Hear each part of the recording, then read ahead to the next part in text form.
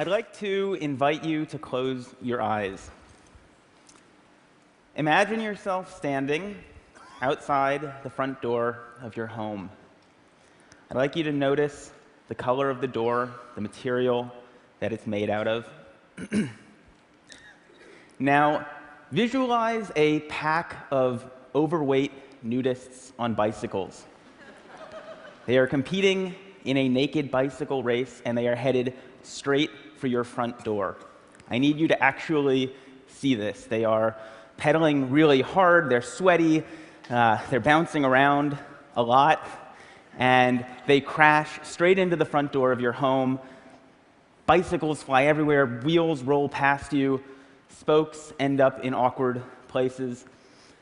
Step over the threshold of your door into your foyer, your hallway, whatever's on the other side, and appreciate the quality of the light.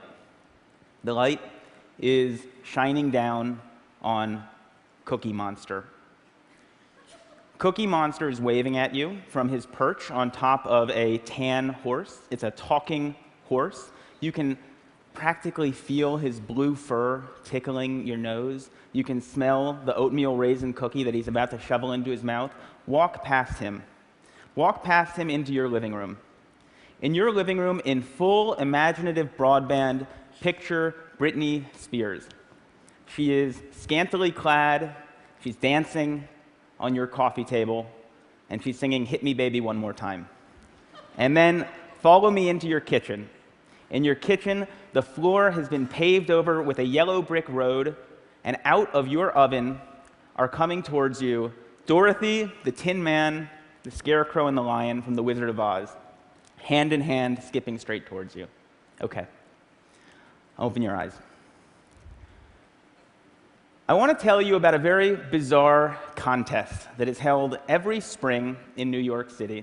It's called the United States Memory Championship. And I had gone to cover this contest a few years back as a science journalist, expecting, I guess, that this was going to be like the Super Bowl of savants.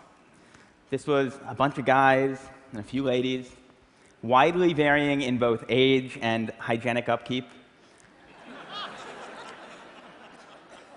They were memorizing hundreds of random numbers, looking at them just once. They were memorizing the names of dozens and dozens and dozens of strangers. They were memorizing entire poems in just a few minutes.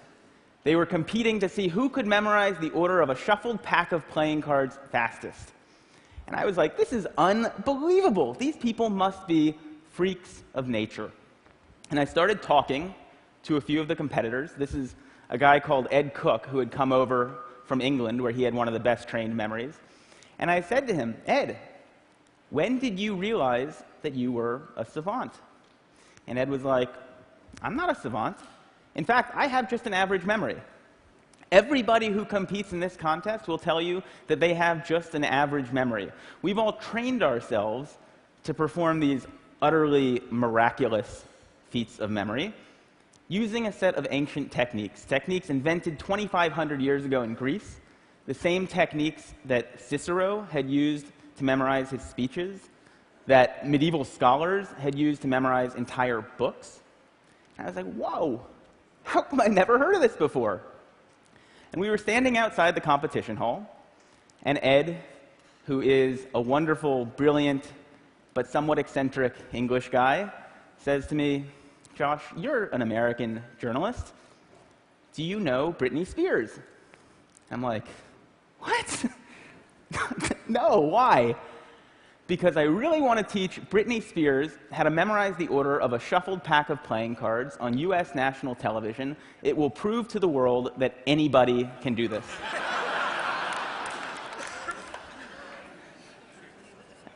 I was like, well, I'm not Britney Spears, but maybe you could teach me. I mean, you got to start somewhere, right? And that was the beginning of a very strange journey for me. I ended up spending the better part of the next year not only training my memory, but also investigating it, trying to understand how it works, why it sometimes doesn't work, and what its potential might be. And I met a host of really interesting people. This is a guy called EP. He's an amnesiac who had very possibly the worst memory in the world. His memory was so bad that he didn't even remember he had a memory problem, which is amazing. And he was this incredibly tragic figure, but he was a window into the extent to which our memories make us who we are. At the other end of the spectrum, I met this guy. This is Kim Peek. He was the basis for Dustin Hoffman's character in the movie Rain Man. We spent an afternoon together in the Salt Lake City Public Library memorizing phone books, which was scintillating. And I went back and I read a whole host of memory treatises written 2,000 plus years ago in Latin, in antiquity, and then later in the Middle Ages. And I learned a whole bunch of really interesting stuff. One of the really interesting things that I learned is that once upon a time, this idea of having a trained, disciplined, cultivated memory was not nearly so alien as it would seem to us to be today. Once upon a time, people invested in their memories, in laboriously furnishing their minds. Over the last few millennia, we've invented a series of technologies, from the alphabet to the scroll, the codex, the printing press, photography, the computer, the smartphone, that have made it progressively easier and easier for us to externalize our memories, for us to essentially outsource this fundamental human capacity. These technologies have made our modern world possible, but they've also changed us. They've changed us culturally, and I would argue that they've changed us cognitively. Having little need to remember anymore, it sometimes seems like we've forgotten how. One of the last places on Earth where you still find people passionate about this idea of a trained, disciplined, cultivated memory is at this totally singular memory contest. It's actually not that singular. There are contests held all over the world. And I was fascinated. I wanted to know, how do these guys do it? A few years back, a group of researchers at University College London brought a bunch of memory champions into the lab. They wanted to know, do these guys have brains that are somehow structurally, anatomically different from the rest of ours? The answer was no. Are they smarter than the rest of us? They gave them a bunch of cognitive tests, and the answer was not really. There was, however, one really interesting and telling difference between the brains of the memory champions and the control subjects that they were comparing them to. When they put these guys in an fMRI machine, scanned their brains while they were memorizing numbers and people's faces and pictures of snowflakes, they found that the memory champions were lighting up different parts of the brain than everyone else. Of note, they were using, or they seem to be using, a part of the brain that's involved in spatial memory and navigation. Why? And is there something that the rest of us can learn from this? The sport of competitive memorizing is driven by a kind of arms race, where every year somebody comes up with a new way to remember more stuff more quickly, and then the rest of the field has to play catch-up. This is my friend Ben Pridmore, three-time world memory champion. On his desk in front of him are 36 shuffled packs of playing cards that he is about to try to memorize in 1 hour using a technique that he invented and he alone has mastered. He used a similar technique to memorize the precise order of 4,140 random binary digits in half an hour. Yeah. And while there are a whole host of ways of remembering stuff in these competitions, everything, all of the techniques that are being used, ultimately come down to a concept that psychologists refer to as elaborative encoding. And it's well illustrated by a nifty paradox known as the Baker-Baker paradox, which goes like this. If I tell two people to remember the same word, if I say to you, remember that there is a guy named Baker, that's his name, and I say to you, remember that there is a guy who is a baker, okay? And I come back to you at some point later on, and I say, do you remember that word that I had told you a while back? Do you remember what it was? The person who is told his name is a baker is less likely to remember the same word than the person who is told his job is that he is a baker. Same word, different amount of remembering. That's weird. What's going on here? Well, the name baker doesn't actually mean anything to you. It is entirely untethered from all of the other memories floating around in your skull, but the common noun baker, we know bakers. Bakers wear funny white hats. Bakers have flour on their hands. Bakers smell good when they come home from work. Maybe we even know a baker. And when we first hear that word, we start putting these associational hooks into it that make it easier to fish it back out at some later date. The entire art of what is going on in these memory contests, and the entire art of remembering stuff better in everyday life, is figuring out ways to transform capital B bakers into lowercase b bakers. To take information that is lacking in context, in significance, in meaning, and transform it in some way so that it becomes meaningful in the light of all of the other things that you have in your mind. One of the more elaborate techniques for doing this dates back 2,500 years to ancient Greece. It came to be known as the memory palace.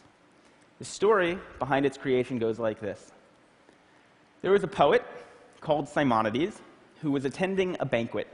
He was actually the hired entertainment, because back then, if you wanted to throw a really slammin' party, you didn't hire a DJ, you hired a poet. And he stands up, delivers his poem from memory, walks out the door, and at the moment he does, the banquet hall collapses. Kills everybody inside. Doesn't just kill everybody, it mangles the bodies beyond all recognition. Nobody can say who was inside. Nobody can say where they were sitting. The bodies can't be properly buried. It's one tragedy compounding another. Simonides, standing outside, the sole survivor amid the wreckage, closes his eyes and has this realization, which is that in his mind's eye, he can see where each of the guests at the banquet had been sitting. And he takes the relatives by the hand and guides them each to their loved ones amid the wreckage. What Simonides figured out at that moment is something that I think we all kind of intuitively know, which is that as bad as we are at remembering names and phone numbers and word-for-word instructions from our colleagues, we have really exceptional visual and spatial memories. If I asked you to recount the first 10 words of the story that I just told you about Simonides, chances are you would have a tough time with it. But I would wager that if I asked you to recall who is sitting on top of a talking tan horse in your foyer right now, you would be able to see that. The idea behind the memory palace is to create this imagined edifice in your mind's eye and populate it with images of the things that you want to remember. The crazier, weirder, more bizarre, funnier, raunchier, stinkier the image is, the more unforgettable it's likely to be. This is advice that goes back 2,000 plus years to the earliest Latin memory treatises. So how does this work? Let's say that you've been invited to TED Center Stage to give a speech, and you want to do it from memory. And you want to do it the way that Cicero would have done it if he had been invited to TEDx Rome 2,000 years ago. What you might do is picture yourself at the front door of your house.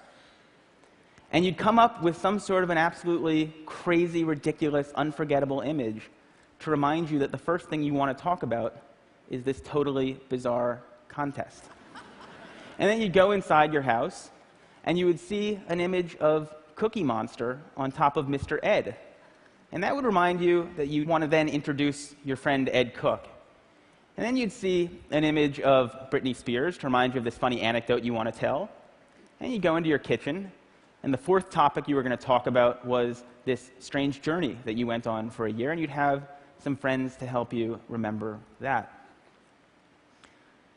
This is how Roman orators memorized their speeches. Not word for word, which is just going to screw you up, but topic for topic. In fact, the phrase topic sentence, that comes from the Greek word topos, which means place. That's a vestige of when people used to think about oratory and rhetoric in these sorts of spatial terms. The phrase, "in the first place," that's like in the first place of your memory palace. I thought this was just fascinating, and I got really into it. And I went to a few more of these memory contests, and I had this notion that I might write something longer about this subculture of competitive memorizers. But there was a problem. The problem was that a memory contest is a pathologically boring event. Truly, it is like a bunch of people sitting around taking the SATs. I mean, the most dramatic it gets is when somebody starts massaging their temples. And I'm a journalist. I need something to write about. You know, I know that there's this incredible stuff happening in these people's minds, but I don't have access to it. And I realized if I was going to tell this story, I needed to walk in their shoes a little bit. And so I started trying to spend 15 or 20 minutes every morning before I sat down with my New York Times, just trying to remember something. Maybe it was a poem, maybe it was names from an old yearbook that I bought at a flea market. And I found that this was shockingly fun. I never would have expected that. It was fun because this is actually not about training your memory.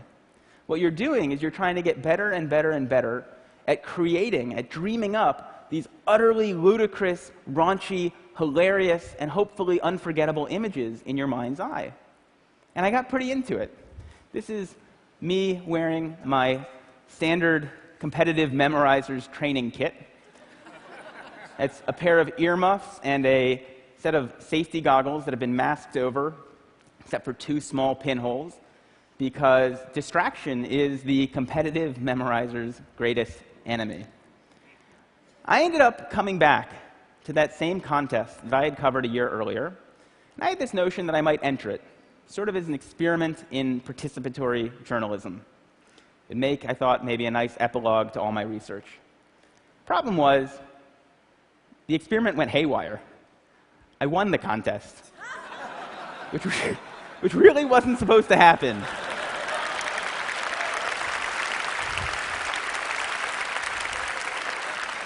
Now, it is nice to be able to memorize speeches and phone numbers and shopping lists, but it's actually kind of beside the point. These are just tricks. They are tricks that work because they are based on some pretty basic principles about how our brains work. And you don't have to be building memory palaces or memorizing packs of playing cards to benefit from a little bit of insight about how your mind works. We often talk about people with great memories as though it were some sort of an innate gift, but that is not the case. Great memories are learned. At the most basic level, we remember when we pay attention. We remember when we are deeply engaged. We remember when we are able to take a piece of information and experience and figure out why it is meaningful to us, why it is significant, why it's colorful, when we're able to transform it in some way that it makes sense in the light of all of the other things floating around in our minds, when we're able to transform bakers into bakers. The memory palace, these memory techniques, they're just shortcuts. In fact, they're not even really shortcuts. They work because they make you work. They force a kind of depth of processing, a kind of mindfulness that most of us don't normally walk around exercising. But there actually are no shortcuts. This is how stuff is made memorable. And I think if there's one thing that I want to leave you with, it's what EP, the amnesiac who couldn't even remember that he had a memory problem, left me with, which is the notion that our lives are the sum of our memories. How much are we willing to lose from our already short lives by losing ourselves in our BlackBerries, our iPhones, by not paying attention to the human being across from us who is talking with us, by being so lazy that we're not willing to process deeply. I learned firsthand that there are incredible memory capacities latent in all of us. But if you want to live a memorable life, You have to be the kind of person who remembers to remember. Thank you.